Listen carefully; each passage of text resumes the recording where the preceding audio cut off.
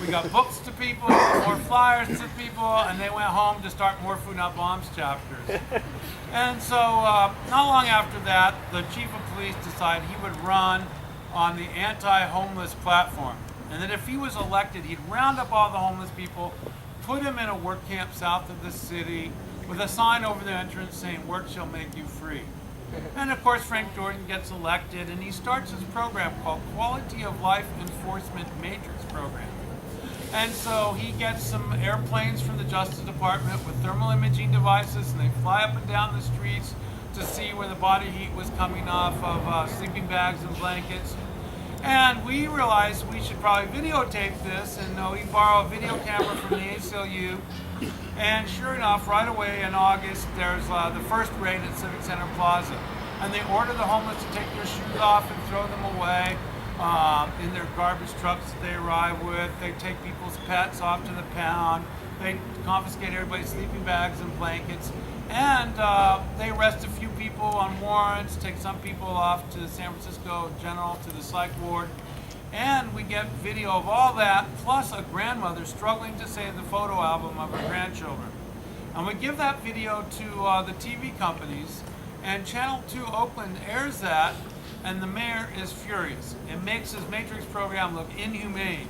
So he goes to Louise Rennie, the city attorney, and gets a court order against us sharing food without a permit. He goes to the Parks Department and has them delete the permit process.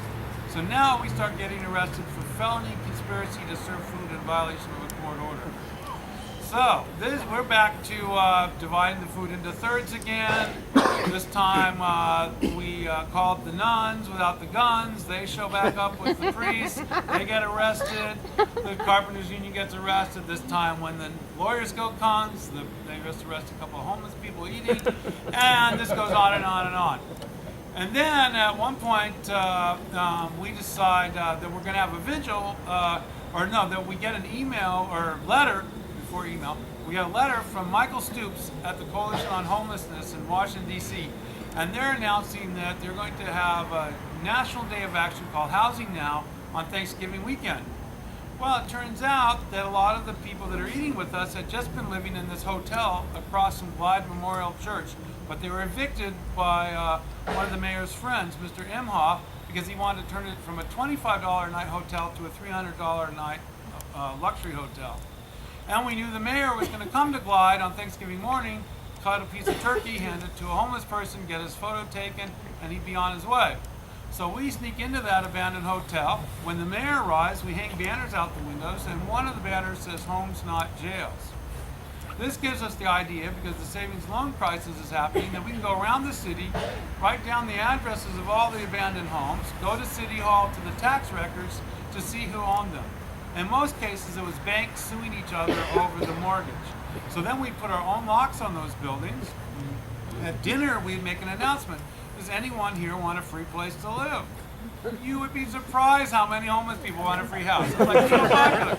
So we say, okay, meet us tomorrow at 9 o'clock at this address and we'll give you a free house. So the people would show up at 9 in the morning, we'd have the key, we'd open the door, we'd let everybody in. We'd help them fix up the outside of the building. We'd help them remove the trash and fix up the inside. We'd help them get the electricity and water on. We'd give them a lease. And the neighbors would go, "Oh, it's so great. They're finally fixing up that old place down the corner. Isn't that wonderful?" And according to the book No Trespassing, we had keys to 400 houses, and people lived in at least 100 of them at any given time, sometimes even more. And so then a little after that, we decided we're going to read the names, as we had done the year before, of all the homeless that had frozen to death in San Francisco that year. And 150 homeless people died of hypothermia every year at that time in the city. And so we call up the radio stations, and Bay City News goes, "Oh, we can't take phone calls from Food Not Bombs. The police have been here and posted signs saying that would be aiding and abetting in a felony." So we had a friend, Stephen Dunifer, who had already been talking about how he could build FM radio transmitters. So he made Free Radio Berkeley and San Francisco Liberation Radio. And so we're broadcasting every day about what's going on the streets and so on. And one day, on January 1st of 1994, we get this email from this group called the Zapatistas.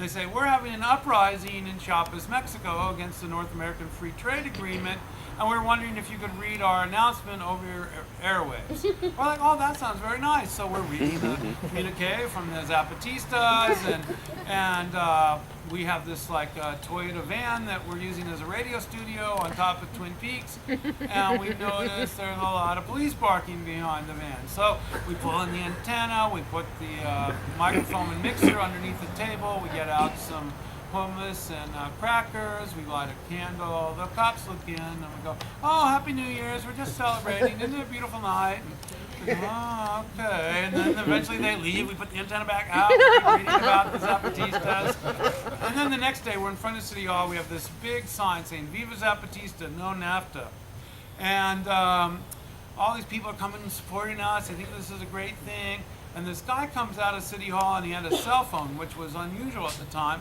and he miraculously was able to call a tow truck, which came and took our truck away. So I went into City Hall to call from a payphone, and I'm talking to the lady at the tow company when the man with the cell phone shows up and starts smashing me against the wall. I go, I'm sorry, tow lady, there's a man smashing me against the wall here. I'll have to call you from another phone. So I go upstairs, and I finish finding where the truck has been taken to. And I come down the main steps of City Hall, and these three businessmen go, hey, Keith, how's it going? We want to talk to you. So I go over to see what they want, and they go, oh, you're under arrest under the new California 3 strikes law for assault, battery, strong-arm robbery. Oh, wow, that's pretty hardcore, and they take me away. And so fortunately my bail was only $10,000, so it only took like 7-8 days to get out of jail. But by now, Howard Zinn had suggested that we write the Clinton administration and send them documentation and video about what was going on, and maybe he could send federal marshals to protect us like it happened with the freedom marches in Selma, Alabama, and something that he was very involved in. And so we sent our letters to them and to Amnesty International, the UN Human Rights Commission, and so on. And Clinton administration sends a nice letter back saying, we reviewed all your documentation and the videos. Our video was called Food Not Bombs Greatest Hits because now the police are beating us up for sharing food. They said, no, we can't see anything illegal here that's going on. So, we're not going to send federal marshals or interfere with the local authorities in any way. So we provide that also to Amnesty and the UN, and they say, okay, they've tried almost everything to end this violence. We're going to now declare Food Not Bombs activists prisoners of conscience if they're convicted. So we're like, wow, that's such a cool thing to get from Amnesty. So we go through City Hall handing out the letter from Amnesty International stating that we would be, that they'd call for our unconditional release if we are convicted, when one of the politicians who hated the homeless and hated Food Not Bombs is so angry we had appeared at her office that she slammed her door really hard and the glass broke out, cut my hand. So then I go to my truck where I get arrested again, this time on the second strike, assault with a deadly weapon. The witness who was in San Diego that day said I was trying to propel glass into the politician's neck and kill her. And I also get the third strike, possession of stolen property. They said I stole 24 Berkeley Farms dairy milk crates, which we borrow from a vegetarian restaurant every day to use as our table since the police came and took our equipment every day at noon and at dinner. So now I'm facing 25 to life in prison. My bail starts out at $250,000, but we finally get it down to $75,000, but still that's a little too much. And I'm stuck in jail. Eventually I get to go to trial. And maybe one of the reasons you never heard of this is my opening day of my trial happened to also be the same day as the opening of the first O.J. Simpson trial. Yeah. So I'm in a plexiglass bulletproof box for the safety of the community. They got riot police ringing the inside of the courtroom. The judge is like, this is too much chaos. We can't have a trial today. Why don't we choose another date? They asked the clerk for another date, and he goes, oh, well, October 31st is available. So we come down to court then, and the Food Not Bombs volunteers happen to see little bowls of trick-or-treat candy all through the courthouse.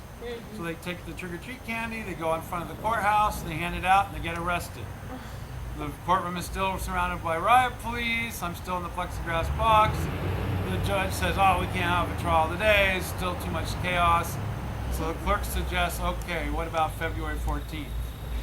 We come back down. Now there's Valentine's candy and balls throughout the courthouse. We take down to the front of the courthouse. We hand it out in Bryant Street. The police arrest us again. And then that judge is like, this is really getting out of control. We're going to send you to Judge Lucy McHenry tomorrow morning at 9 o'clock. We got to get this over with. Well, it turned out Lucy was already drunk at 9 o'clock. She's like, why are they bothering a good Irish boy like you? This is horrible. What we'll do is we'll drop all 47 felony conspiracy to serve free food accounts. We'll get rid of all your three strikes cases. You make up some crime you want to be convicted of. We'll call it a felony, and you can write your own probation. So I write my own probation. I'm not allowed to bomb any buildings or kill any people for 12 months. So around this time, we find out that Mayor Jordan's going to dedicate a monument to the Universal Declaration of Human Rights at UM Plaza, where he's had to step up his campaign to get rid of us, because you cannot have people sharing food, working for peace, near a monument for human rights. That does not make any sense. So we called for a second world gathering. And about 1,000 people passed through our Convergence Center. We got a donation of computers, so we started this project called Indie Media. We had workshops on how you could start your own Indie Media Center, where you could post your news about what was happening in your community or what other activist groups were doing. We had workshops on how to make your own FM radio transmitter. This helped inspire nearly 400 low-watt stations to be started in the United States. We did squatting with Homes Not Jails at the Presidio Army Base with the Waring Housing, this vacant enlisted people's housing that had been sitting abandoned for years. We had workshops on composting, how to do organic gardening, how to make giant banners, make decisions by consensus, and there was nearly 600 arrests during the 10-day gathering. Also at the gathering, we reaffirmed the three principles that we had agreed upon in 1992, and people from all over the world got to go to jail together, get out of jail together, eat together, and when they left that gathering, they were like just wild about starting more Food Not Bombs chapters in more cities. So now it was starting to really spread around the world. So some activists in Spain translated the first Food Not Bombs book into Spanish, and they invited me to come to a book tour. It turned out they were part of the anti-globalization movement, and they were trying to stop the Maastricht Treaty, the treaty that created would create the Eurozone, the Euro, the unified European community. And they were saying if that's happened, it would be a calamity for the people of Europe. It would cause increased hardship and poverty. It would be bad for labor rights, for the environment. And so they were trying to stop the Eurozone from being formed.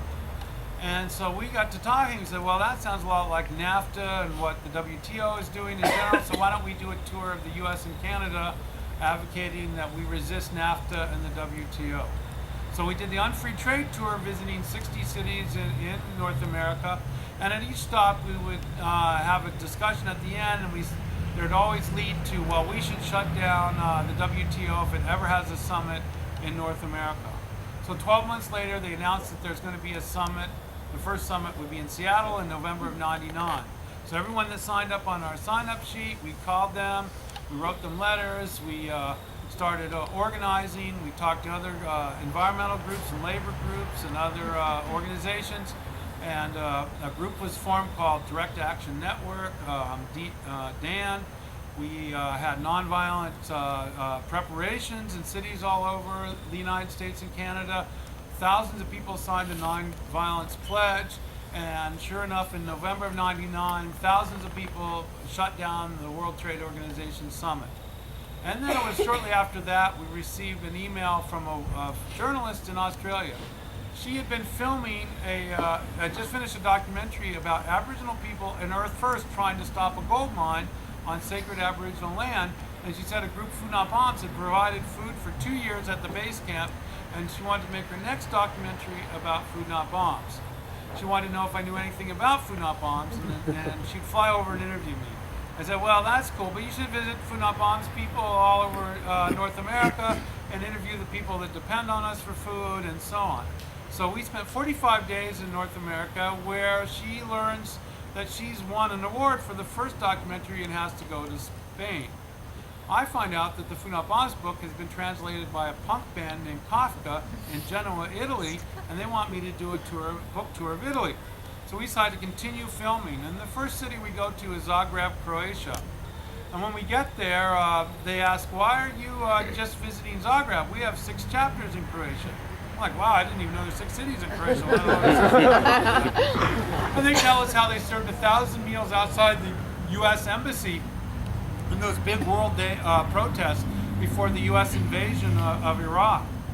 And so all the people from all the chapters come to Zagreb. We make a huge amount of food. We go down. Turns out the next day is October 16th, and anti-McDonald's Day, something where Food Not Bombs brings vegan food outside of McDonald's all over the world. And so we go to the downtown Zagreb McDonald's. We hand out our vegan food. They had bought these black balloons with yellow, with golden arches that said "Eat shit" in Croatian. We gave all the kids to fly. And then an animal rights group came. They just bought a severed head of a cow that morning, and it was all bloody and gross. And they brought it on a silver platter to give to the patrons at the downtown McDonald's. And then those kids are saying, "Man, you should meet the kids in Serbia. They actually did Food Not Bombs while being bombed." So we went to Belgrade, and we're cooking at Rebel Squat. And they're telling us the stories of what it's like to cook with and share food on the Danube, over the bridges on the Danube, as cruise missiles are going down the boulevards and so on. At one point I said, I really got to go to the restroom. Where do you go in this squat? Oh, we just used the crater made by the cruise missile that went through the other side of the building. Works great. So, and then we serve food down at the downtown McDonald's there too, and the people come out of McDonald's and get our flyers and are really excited about what we're doing. Explain the food isn't really so good at McDonald's really anyway. And then we go to Romania and we meet the Food Not Bombs kids there. We go to Budapest. They were sharing food twice a week at that time, plus watering the trees on the boulevards because there was a drought. We went to the Netherlands. There was 12 cities had Food Not Bombs, and they just had returned from a bus tour of Poland where they had delivered pots and equipment to these Food Not Bombs chapters, and they were surprised at how many hungry people were already waiting for Food Not Bombs at the meals there. They were not experiencing that in the Netherlands at that time, and they made a great documentary about their tour. Then we went to Ireland. All the chapters in Ireland all got together at Shannon Air Base, where we provided meals to a blockade of the air base because U.S. troops landed there on their way to Afghanistan and Iraq. And then the Belfast kids took us home with them, and they were serving food on the border between the Catholic community and the Protestant community every Sunday. And half the group were of Protestant background, half the Food Not Bombs kids were of Catholic background. And they also had another project called Tools for Peace, where they would get hand tools and pedal sewing machines that they'd send to communities in Africa.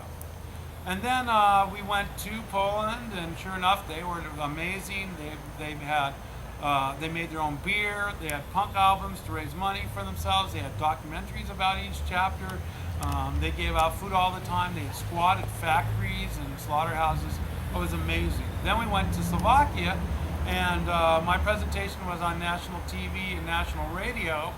And it turned out they were really revered in Slovakia because Food Not Bombs not only shared food every week in 24 cities, but they also started animal rescue shelters in each of those communities.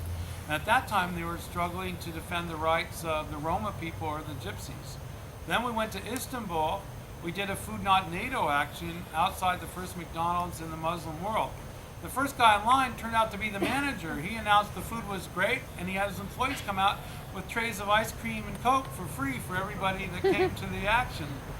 And then we went to Tel Aviv. Now, it turned out Food Not Bombs in Tel Aviv was started by a group of young people that refused to fight in the Israeli Defense Forces. And so what they had done is they organized a Refuseniks conference. And at the conference, they realized they needed food, so they started the Food Not Bombs chapter. It was at that event that Palestinian farmers asked them to provide food at a peace camp. And so for 2 months on the West Bank, they provided meals at a peace camp. And it was during that peace camp they came up with the idea called Anarchists Against the Wall. So the day we arrived, they had just come up from the Palestinian side on the West Bank and had taken bolt cutters and started cutting through the wall between Israel and Palestine. And the Israeli Defense Forces shot live ammunition at them, injuring one of the volunteers' gill. So the next day, after we helped them edit some video that night and get it to the media, we cooked a huge amount of food, went outside the Knesset to support a protest calling on all genetically modified foods in Israel and Palestine to be labeled. And the Greenpeace activists that organized the demonstration came out at 5 o'clock and announced the Knesset had passed such a law and everything would have to be labeled GMO or not in Israel and Palestine. And then I came back to the States after doing even more actions, planting olive trees in the path of the wall and so on, feeding Palestinian workers trying to get into Israel, homeless people from Russia mostly in Tel Aviv and Jerusalem. I got a call from, when I got right back from the United States, I got a call from Cindy Sheehan. And she says, I'm camping in front of George Bush's summer home in Crawford, Texas, and people are starting to arrive, and we just brought some candy bars, we're running out of food, can you help us? So I called Dallas Food Not Bombs, because they were the closest group to Crawford, Texas, but they were getting arrested every Sunday, so they couldn't show up. So I called Houston, they could go for a couple of days, but they were sharing 4 meals a week, so they couldn't really be at Crawford all the time. So I have this old school bus, I filled it with food, with friends, and we raced to Crawford, and we stayed there for the rest of August, feeding Camp Casey. And then we learned about a hurricane coming towards the Gulf. So while we're at Camp Casey, we make a web page, foodnotbombs.net Katrina, and we decided we would help with the rescue effort. And the first bus to get there was from Hartford Food Not Bombs, and Dan calls me up and says, oh wow, you know, the military won't let us by, we need a letter of permission. I go, oh, don't worry, I'll make you a letter of permission. I made some letterhead, I wrote up a letter of permission, signed it, I emailed him a PDF, he put it in the bus. The next morning he gets to the checkpoint, the military goes, great, you got your letter of permission, no problem. So we share food for 8 months in Louisiana, Mississippi, and Alabama. The Red Cross gives out our toll-free number as the official number for Food Not Bomb, or for food in that area during Katrina. And it was at that time we get an email from St. Petersburg, Russia. It turns out that neo-Nazis attacked the meal outside their Sunday meal outside the downtown bookstore and killed one of our volunteers, Timur. And that becomes kind of a pattern. We end up hearing of 3 more Food Not Bombs activists being stabbed to death while sharing food in Russia by neo-Nazis. And then one day, St. Petersburg Food Not Bombs shows up again on their normal meal on Sunday to find out that they had let off a time bomb. But we were late by about 10 minutes, so no one got injured. It just blew a hole in a flour kiosk and burned up the sidewalk a little bit. Unfortunately, no one was hurt. But also around that time, we learned that Christchurch, New Zealand Food Not Bombs had come up with this idea called the Really, Really Free Markets to protest the free trade agreements that New Zealand and Australia were considering to make with the United States.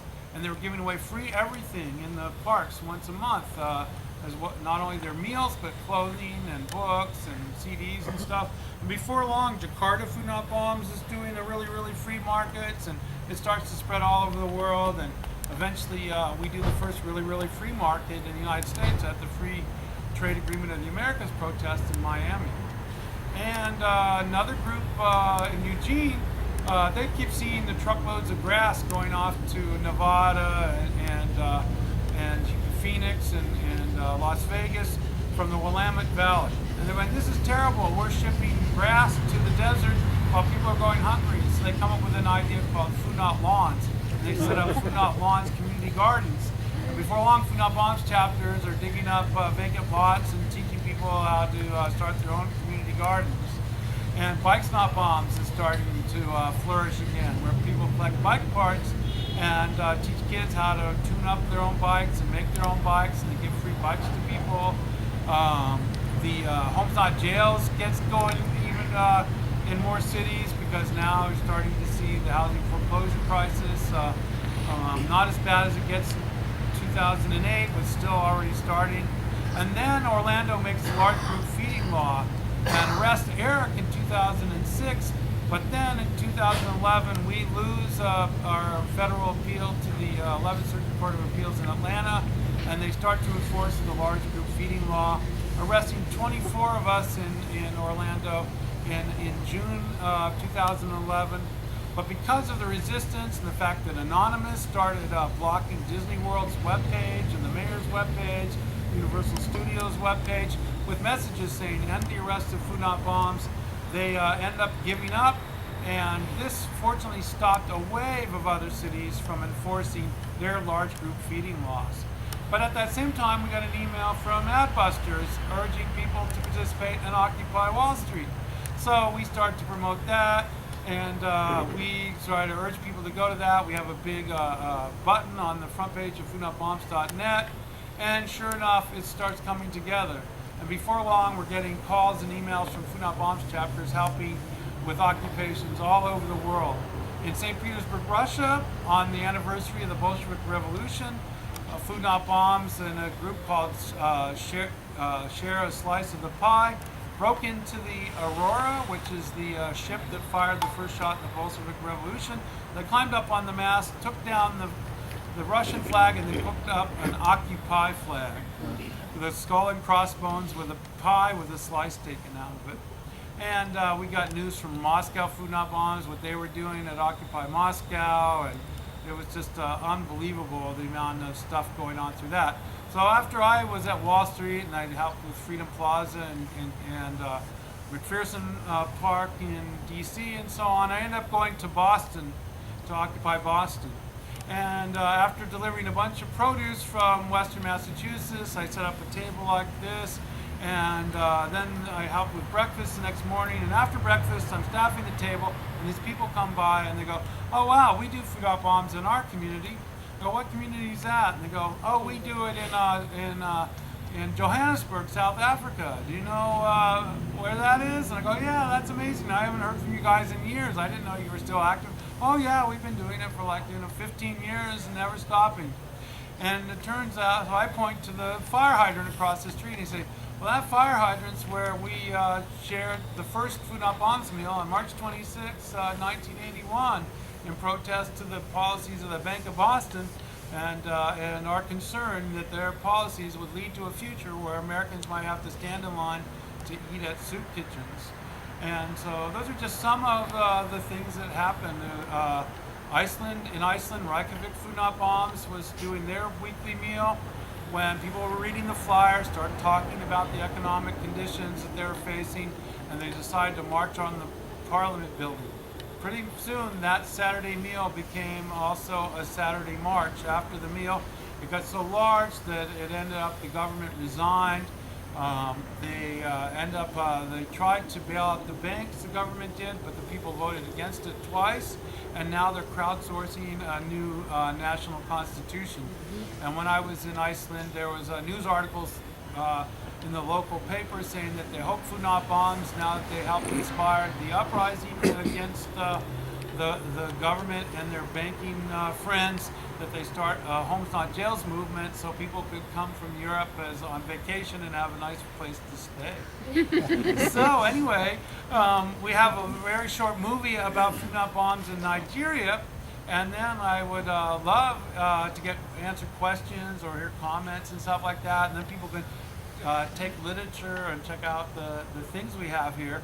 And a lot of this is stuff about my most recent visit to Indonesia and to the Philippines, where the movement is really, really thriving. So anyway, I guess we'll need help turning on the video and turning off the lights. Maybe that's easy. Is that possible? Oh, yeah.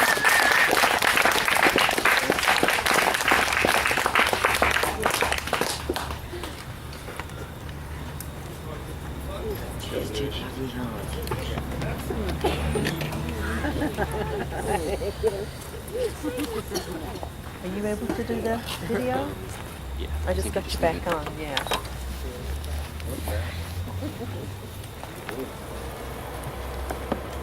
I don't know how loud the sound's going to be. That part we didn't test out.